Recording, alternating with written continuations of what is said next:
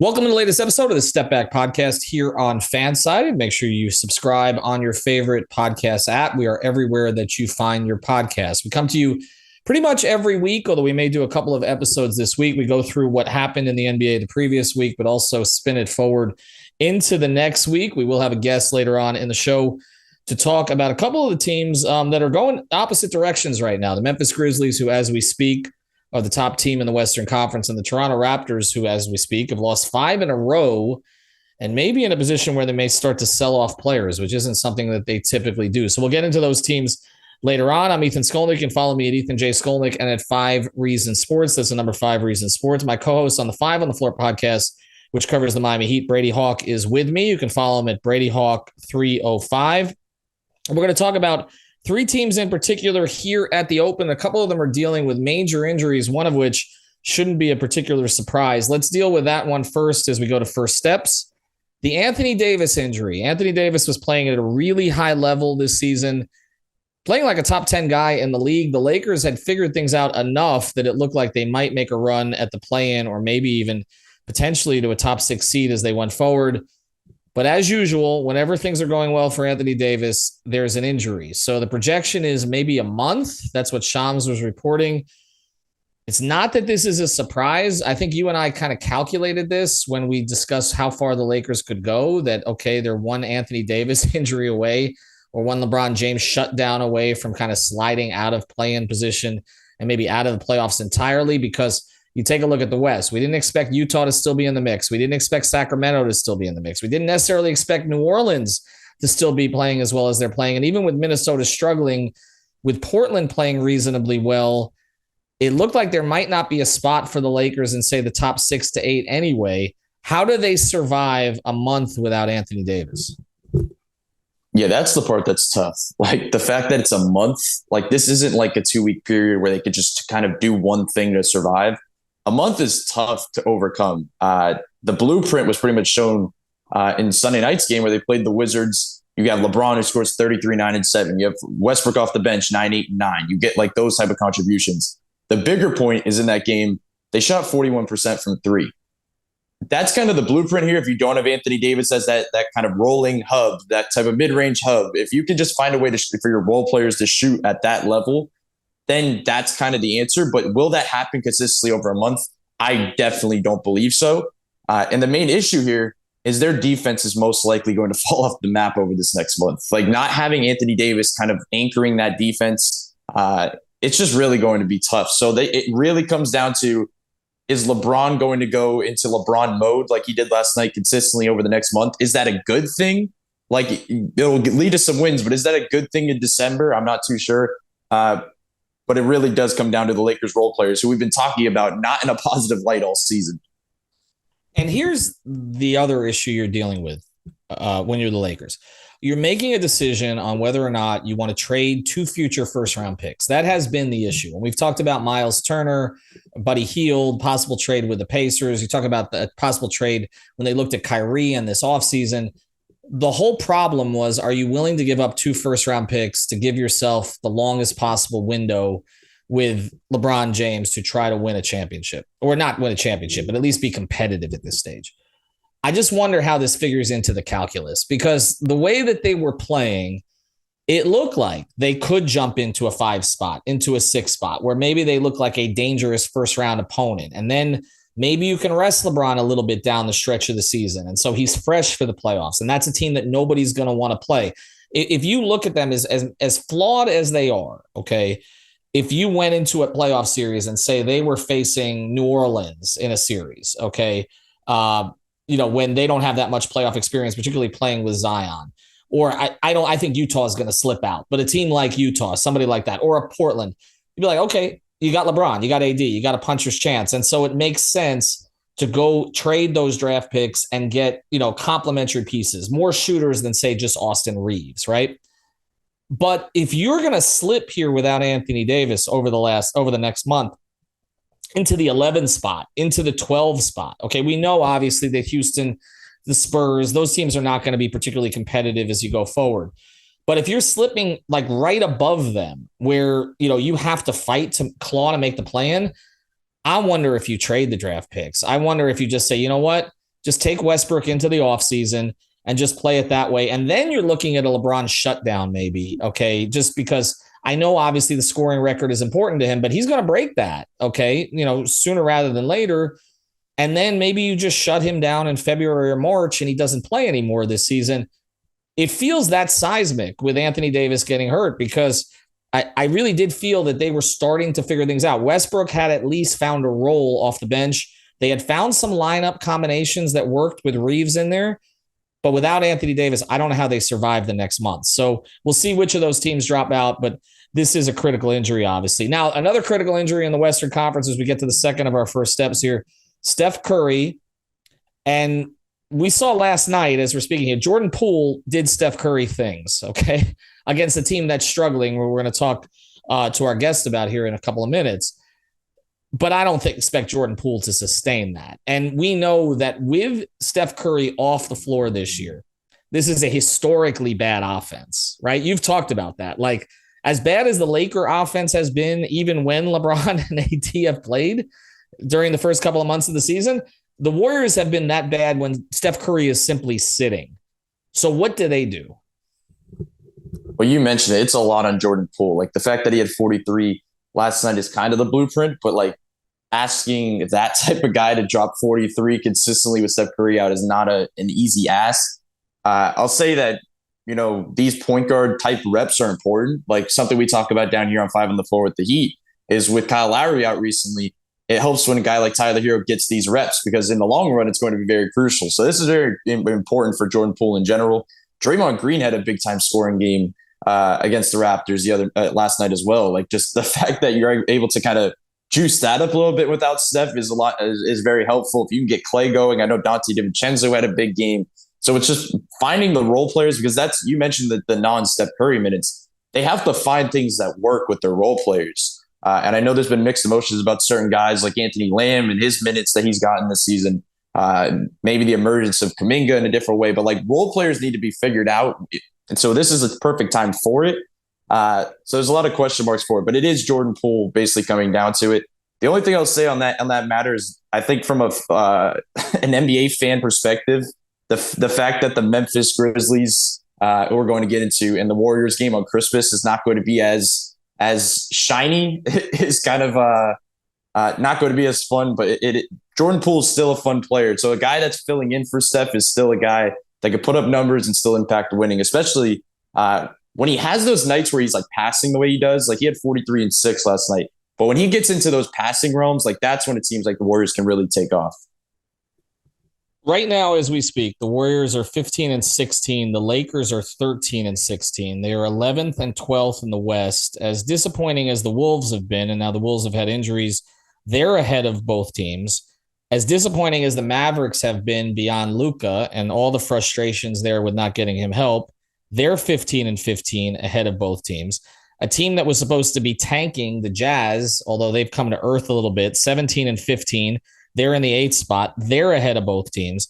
And the Clippers, who are just starting to get a reasonably healthy Kawhi, are 18 and 14 ahead of them. And the Trailblazers, who didn't have Dame for a long period of time, 17 and 13 in the 6th spot. The Kings, nobody expected to do this, 16 and 12. Which of those teams are the Warriors and Lakers going to pass? Because if you're missing those guys for a month, are they in danger of sort of settling into these 11 through 12 spots? Because I don't expect either to fall behind the Thunder, Spurs, and Rockets. I don't. So I think this is kind of the bottom for both teams. But which of those, how can either of those teams make up any ground on the Clippers, Jazz, Mavericks, and Wolves to get into that 7 through 10 space while they're missing Anthony Davis and Steph Curry, respectively? I think the Jazz one is kind of the one we're all waiting for to really fall off the map. Like, we saw it begin to tail off, but I think that's the one that's kind of the easy team to look at and say that they can jump them. I think I really just don't trust the Timberwolves in general, even though they're figuring out some things. Like, not having Karl Anthony Towns hurts things. Russell's figured some things out, but I really just don't trust them that's a team they could potentially jump. And they're all in the same range. Like, you're talking about Timberwolves 15 and 15 and the Warriors 15 and 16. So that's kind of a team to keep an eye on. But it's tough because if you're looking at the top 7 teams, I just don't see them jumping them over the span. Like, I feel like those 7 teams are pretty much locked in. Not that I'm saying the Kings are going to be a locked in 5 seed, top 5 seed in the Western Conference heading into the playoffs. But I think in terms of heading into the new year, so in kind of midway through January, those kind of teams are locked in. So it's kind of the Jazz, it's the Timberwolves, and I guess the Mavericks to an extent, but I still trust Luka and that team in general to kind of figure it out in the regular season. So it's going to be tough. They're going to be having to make up major ground late in the season. Are we looking at a scenario where we're going to have a play-in Warriors? Is that because nobody wants to see that. Like if you're, imagine you're the Kings, right? And you make the playoffs for the first time in 16 years. We had our guy Mark Jones on last week to talk about it, right? So let's just say that they continue at their pace. Sabonis is playing well. Fox is playing well. Let's say they make an upgrade trade, which they haven't done in like forever, pretty much as long as you've been alive.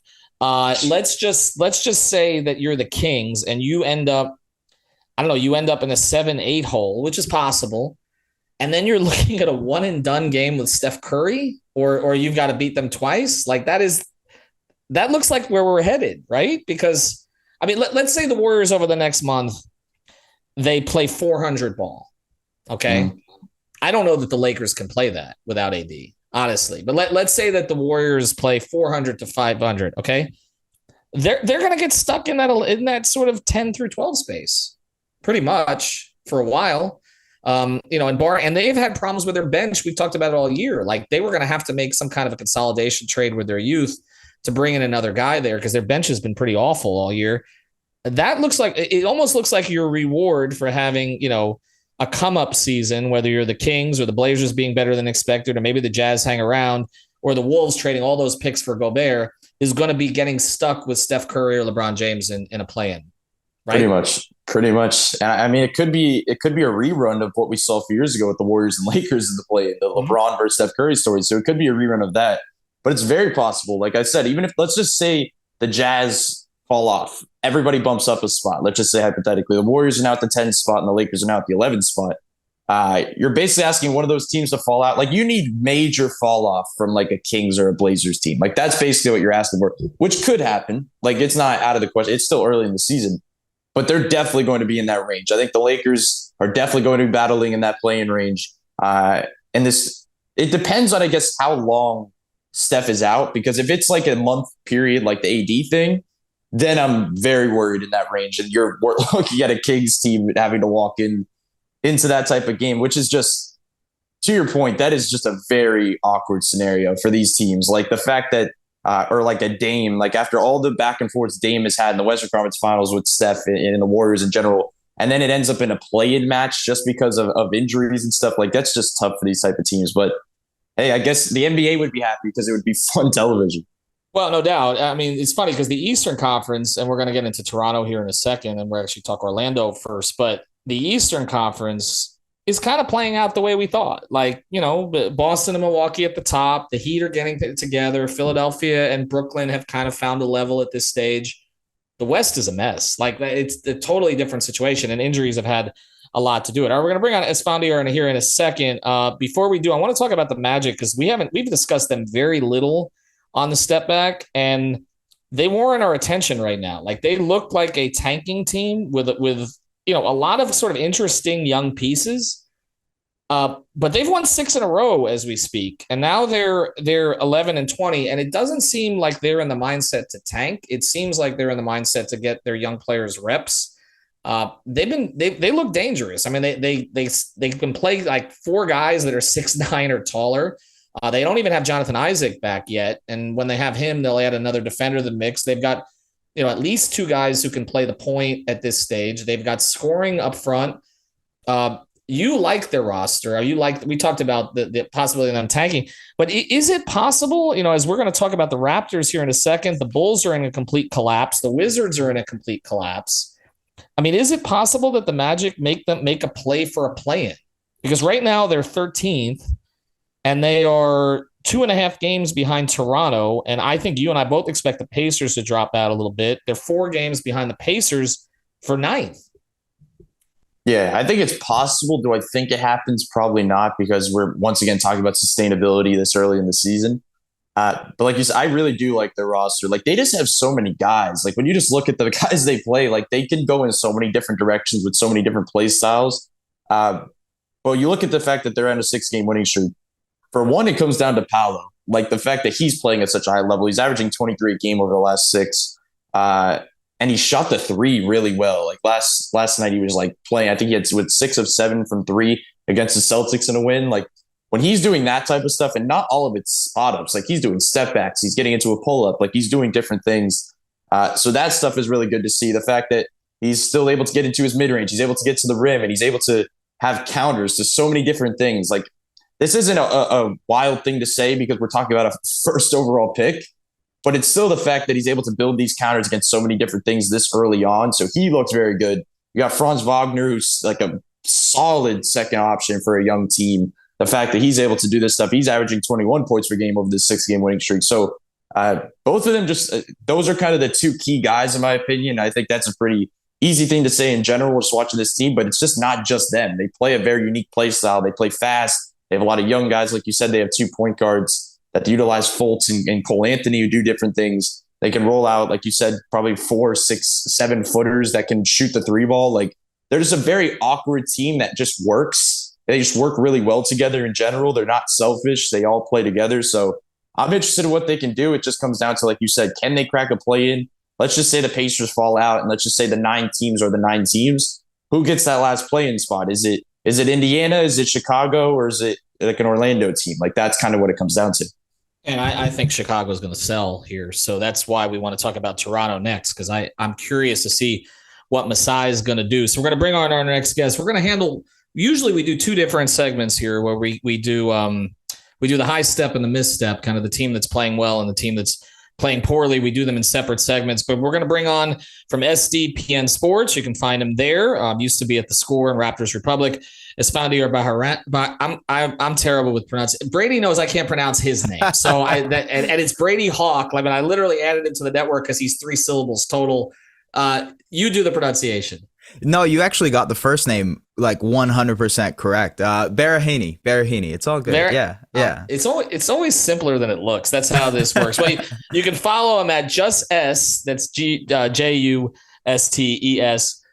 Baraheni, correct? There you go. You got it. Give me 75%.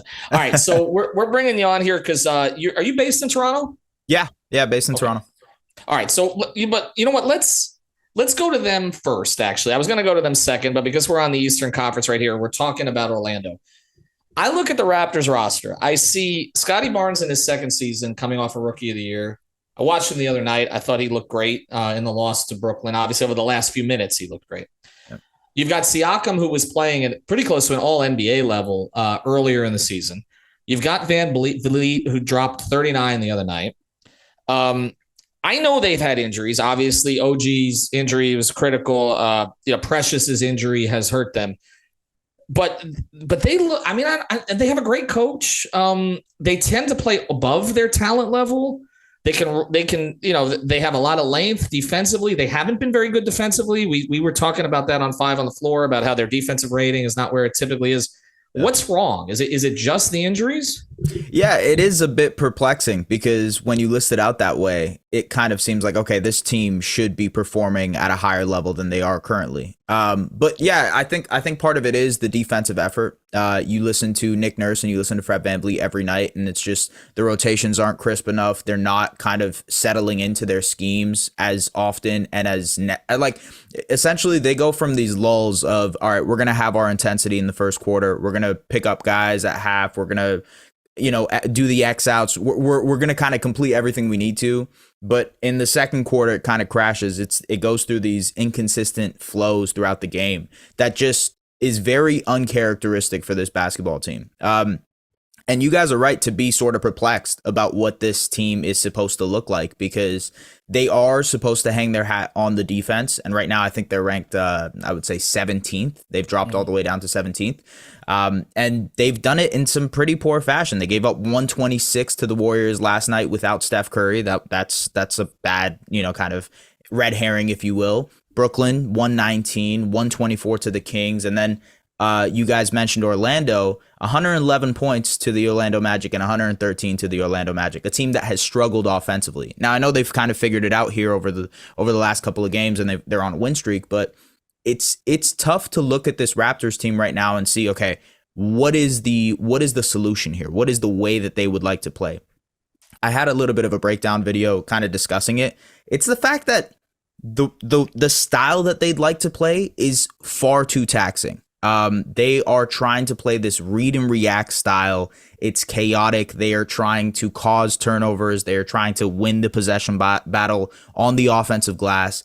And that type of basketball is taxing. I don't know about you guys. I try to play in runs every now and then. And like, if you're trying to play that type of basketball, you will gas out in the first 30 minutes. It's just not, it's not something sustainable. So in order to play that type of style, you need to have a lot of depth. And you go back to the injuries front, losing those guys, losing even the Precious Achuas of the world, the Otto Porter Jr., which is another guy who they've missed.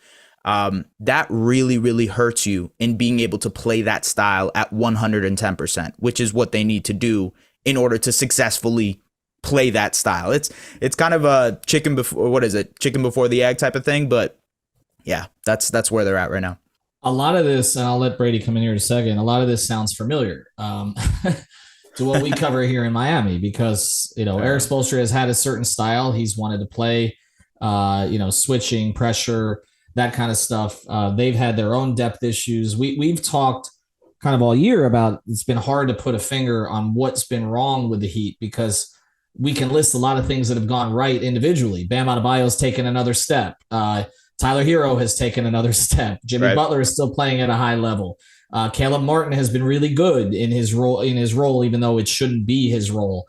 And yet but then the Heat bench, which was a huge strength last year, has been bad. Okay. Because they took Tyler off of it. They didn't get Victor Oladipo back until recently. And until last week, Brady and I haven't looked at the numbers the past few days, but they were 29th in the league in bench scoring. And so you can kind of see it trickle down the roster.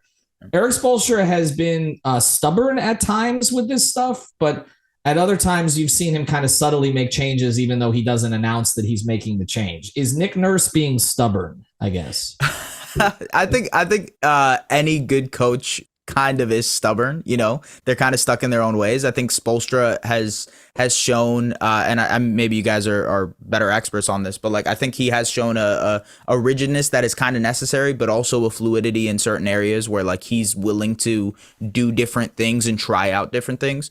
I think with the injuries, and I imagine the Heat kind of feel the same way, but Nick Nurse has kind of been forced to play the guys that he wouldn't necessarily play. Malachi Flynn is playing a lot of minutes over these last couple of games. Delano Banton has been thrown in there in spot minutes here and there. So it is kind of a out of necessity thing, but I 100% agree that the stubbornness comes from wanting to play a certain style and committing to that certain style. They don't have a heavy pick and roll offense. They don't run a lot of pick and roll. They try to do this dribble handoff, like motion type scheme that they like to run. And that can be good when you have a lot of creators and a lot of guys who can get downhill. And theoretically with a Raptors team like that should work. But when you got the injuries, when you got guys who are laboring, when also you have kind of guys who can't create advantages and you're throwing them into lineups with other guys who are trying to create those advantages for them, it's a recipe for disaster, to be honest with you. But they've struggled, and it's perplexing. It is perplexing to be like, all right, how does this team get it out of this funk? And that's why you see a lot of people, especially yesterday, kind of say, hey, should the Raptors be maybe moving the other direction? Should they go into the tank for Wemby mode? But that's also not something we talk about the Heat. That's not something organizationally that the Raptors like to do. I want to get into that in a second, but I want to let Brady get into some X's and O's with you on this. Sure. I mean, as you've watched them, Brady, and you guys can go back and forth on this a bit. What have you seen? Well, I just wanted to ask you about certain individual players, because I thought it was interesting, because I know Van Vliet, he's kind of turned it up as of late, but he's been inefficient throughout the season. But all of his numbers have been pretty much the same, except the catch and shoot numbers dropped from 43% to 33%. So just in your opinion, is it just shots not falling, or is there something different you're noticing in general in the offense? So Nurse actually brought up something really interesting, and coaches don't usually divulge on this type of stuff. They don't really let people in, but he was saying how the actual arc and the angle that he's throwing it at, like the shot trajectory is kind of off tinker. Like it's not straight. And I don't know, look, I'm not a shot doctor. I'm not going to claim I am, but like, I thought that was an interesting aspect. I'm not sure why that is. He has dealt with a lot of like lower body issues over this last year. Hip injuries, a bone bruise to his knee, I believe, and he was kind of laboring through a groin injury to start this year. So I wonder if maybe that's what was affecting his shot early. But he's been finding his stride a little bit. The last couple of games, he's been a little bit better off the catch and on the pull up. So maybe that'll turn around. Maybe it's just a shooting slump. But yeah, look, when it comes to Fred, he's a guy who really relies on that jump shot. As you guys know, that is going to be the bread and butter for him. He has gotten a little bit better at getting downhill and finishing. Surprisingly, I think because the shot wasn't there, he had to kind of improvise and figure out other ways to create opportunities for himself. But yeah, it is very, very jump shot reliant, and he's kind of breaking out of that slump right now. I also wanted to ask you about Scotty Barnes, kind of on that same range, because I just kind of feel like expectations is a big thing with him, just because there was so much expectation heading in after Rookie of the Year. Like his 3-point percentage in catch and shoot has gone up. Some of the base numbers have gone up, except I think his attempts are just slightly up. Like there wasn't the jump I guess everybody was expecting. But what do you think of those expectations, and what is the necessary development? Because I feel like one of the things is like the mid-range area. I was looking at some of those numbers, was down from 39% to 34%. So like if that shot's falling, like I feel like that helps his driving game in general, because that opens everything up. And his shots around the rim have pretty much been the same. So is it pretty much the mid-range you feel like could be that next level? And what do you feel of the expectations? Last year, the mid-range, and that's a great question, by the way. Do the Brady Hawk Eric Spoelstra meme, but like in general, you know what? We're gonna make that a part of this show. Actually, every guest who comes on needs to do this thing. That's right. I got about 3 weeks until Eric hires him, so go ahead. Yeah. No, that is a great question, though. I think last year that mid-range jump shot was such a good counter for him when guys like he couldn't bully guys, and now he is able to bully guys a little bit more. He's added some weight, but that jump shot isn't as reliant. I think whenever a player is trying to tinker and experiment and figure out who he is, right? He's a second-year guy who's just trying to see, okay, what's the potential if I shoot this many threes a game, or if I go ahead and try to attack going right versus going left? What can I kind of get out of in this situation? When it comes to that and being so young and figuring that out, the expectations aspect is what I'm talking about here. It can mess with fans' heads, because they're like, okay, what kind of player is he trying to be? I'm so confused. He's not doing the things he was doing last year. And even when he does the things he was doing last year, he's probably not doing them as well as he was doing last year. But he's added this 3-point shot, and maybe the playmaking has gotten better. Oh, but the defense has dropped off. And it's like a lot of this is him trying to tinker and figure out what he can and can't be on the court. And it's going to be a process. I think last night he had some good stretches there, but the defense is, in my opinion, the biggest area of concern when you're talking about Scotty Barnes, because he's being asked to guard the point of attack. And right now the hips are just not fast enough. He's getting blown by. Like last night, he had a straight line drive, he got blown by Klay Thompson, and coming off 2 injuries, that's not the type of guy. Great. Yeah, it's not great. Right. So I think that's the biggest concern. Offensively, though, I think the mid-range jump shot will get back once he sort of figures out what are his go-to moves. What's the spot that I like to work and operate from most?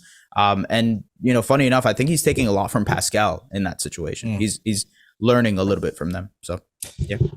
I want to get to the big picture question here with the Raptors. We were touching on a little bit before we get to the Grizzlies.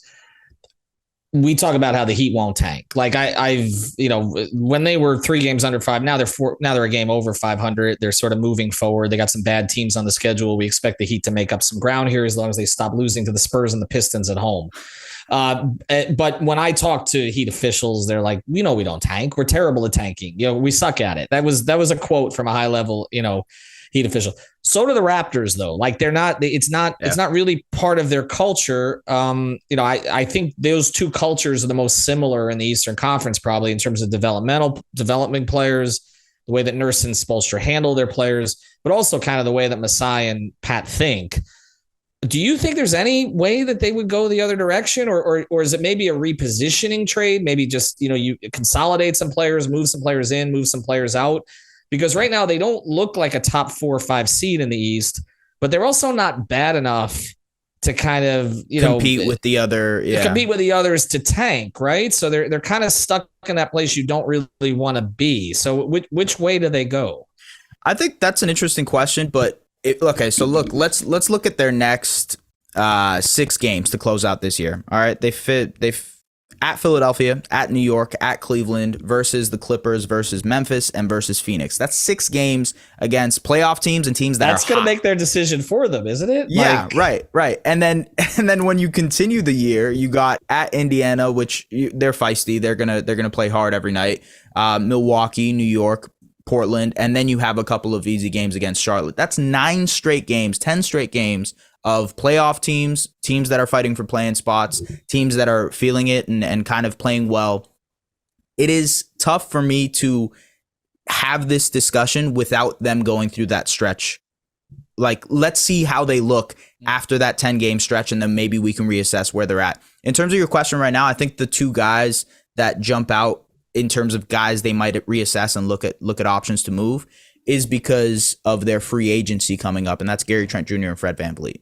I think Fred is a massive locker room guy. He's a guy that has been sort of this torchbearer between Kyle Lowry and this new generation. He's the guy that connects Nick Nurse to the rest of the team. He's kind of the liaison, if you will. So it's tough for me to envision them letting Fred go unless it's a very, very good price. But I could imagine Gary Trent Jr. is a guy that they're moving off of just because of money purposes, just because they probably think there's some value there. And that's where the retool comes. Now, a full-blown rebuild, something where they decide to, let's build around Scotty Barnes and OG Anunoby, and we'll Precious Achua, and let's try to figure out what else we can do. I think that would require a nosedive that I don't think will happen here in the next month or so. You're basically talking about trading Pascal, right? Like that's what that would. They're not trading OG, right? No. I don't think they would. I think just because OG is 24, 25 years old, Scotty is 21.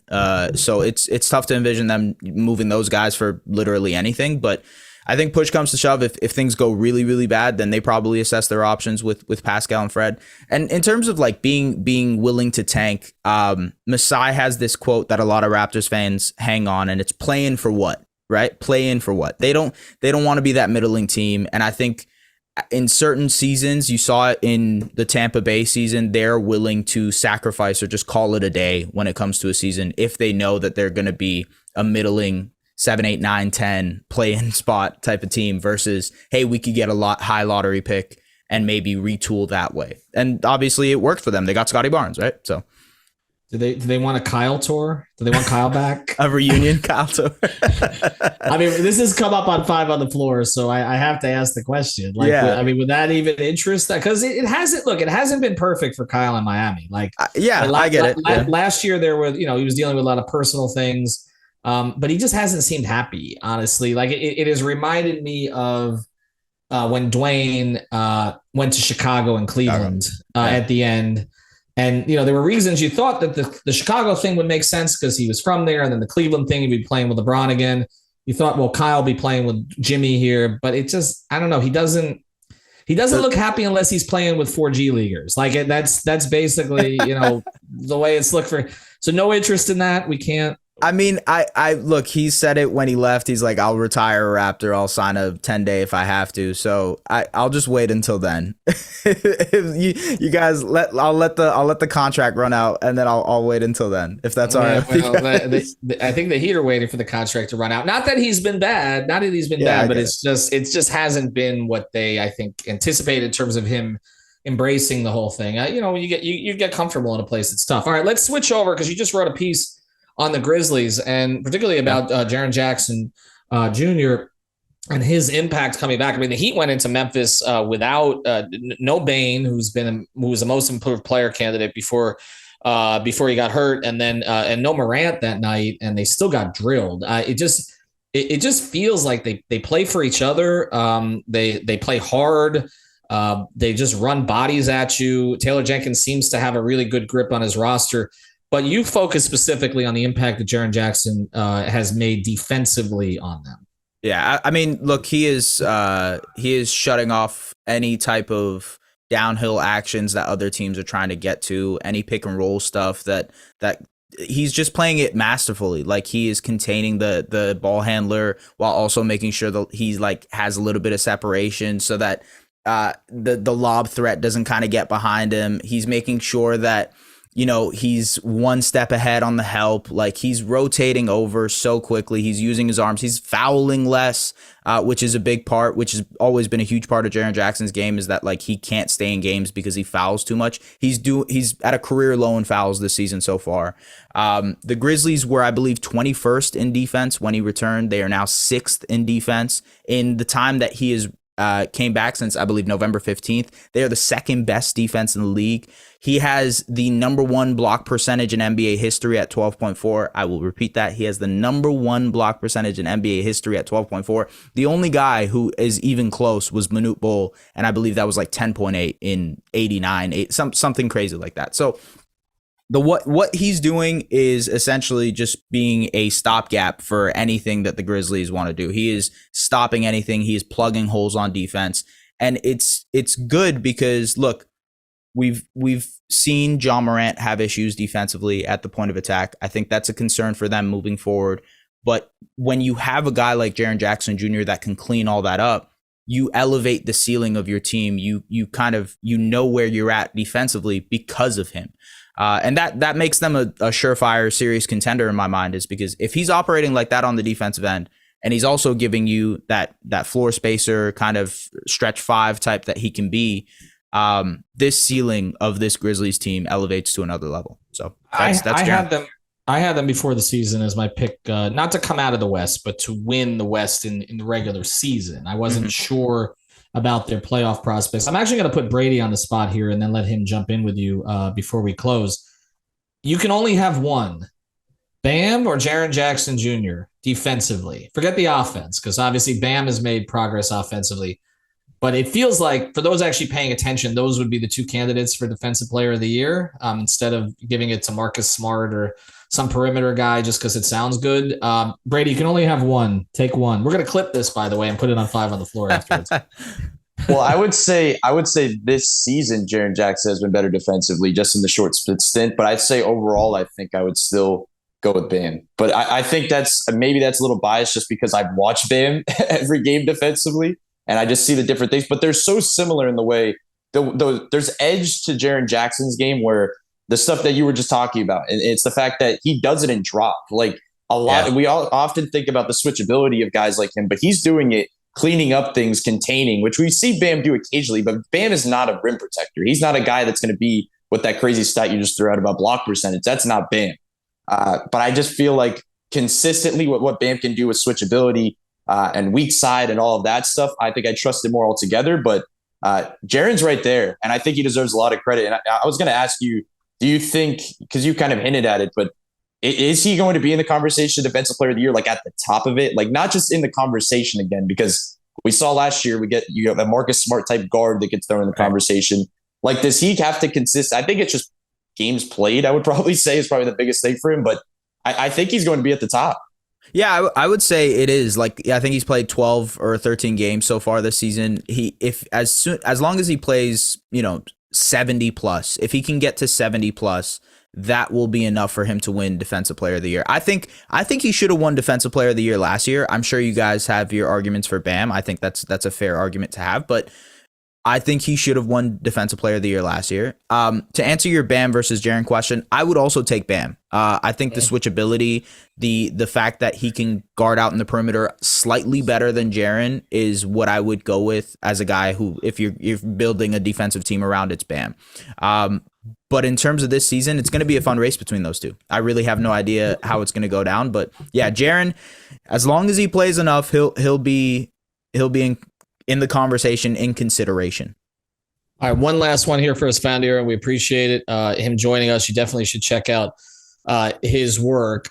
My single biggest concern with the Grizzlies as a championship contender is, does Ja Morant make it to the finish line because of the way that he plays? It reminds me in a lot of ways of Dwayne Wade early career, although I think it's even more pronounced. Okay, I mean, Dwayne, took Anderson Varejão's life, among others, but it wasn't like he was trying to dunk on everybody all the time. And I had a conversation with Gary Payton one year after I think it was before Dwayne retired, but it was long after Gary had retired. And Gary said he told Dwayne when he played with him, in 05, 06, they won a championship together. He was with him in 06, 07. He said, you need to stop this. Like, you're going to feel this later on in your career. Like, your knees. And he was right. I mean, Dwayne went through a long period of time where he struggled with his knees. He had pre-existing injuries, went all the way back to college. But do you think Ja needs to tone it back a little bit? Because, I mean, they play really well without him. That's one of the weird things, but they're not winning a championship without him. So where's that balance?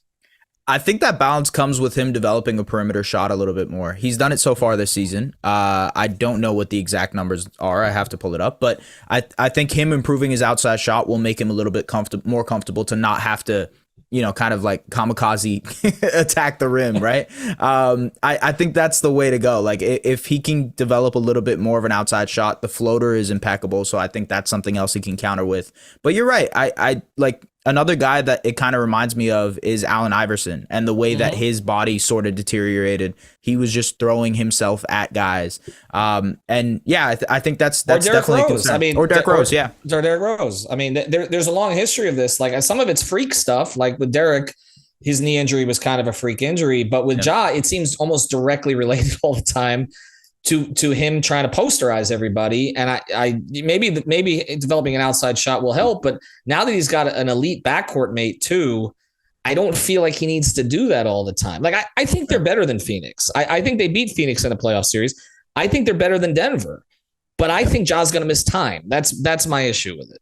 I wonder if, and this is not a short-term thing, but more of a long-term thing. If he does end up losing some of his athleticism, does he end up deteriorating like an AI, like a Derrick Rose or whatever, or does he end up staying consistent because of the fact that I think he's a great playmaker? I think he's a great guy in the half court that can kind of not only get downhill, but just he's a smart passer. He knows what he's doing in terms of finding guys and getting open looks. I wonder if like his game will translate better as he gets older versus an AI or versus a maybe a Dwayne Wade. Although I think Dwayne is a good example for that, because Dwayne had a second act in his career because he did have an old man game. He figured out how to play the angles. I don't think anybody was better, but people who watched Dwayne in the second half of the career, kind of from last year of the big three, sort of when the knees were not right, from 03, from 13, 14 on, didn't watch him closely in 08, 09,